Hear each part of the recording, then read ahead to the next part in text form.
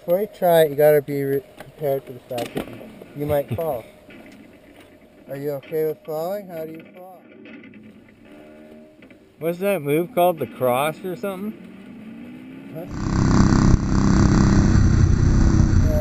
Frame stand, I used to call it BMXing. Oh. That's where I learned it. I thought that was shadow surfing, that's all.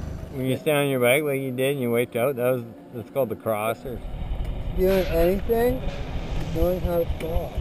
I've developed a whole bunch of different rolling over the years. Are you okay with falling? How do you fall? Do you get rigid? Do you tuck? I used to put my hands up, now I just take it in the head. tuck and roll. Yep, that's good.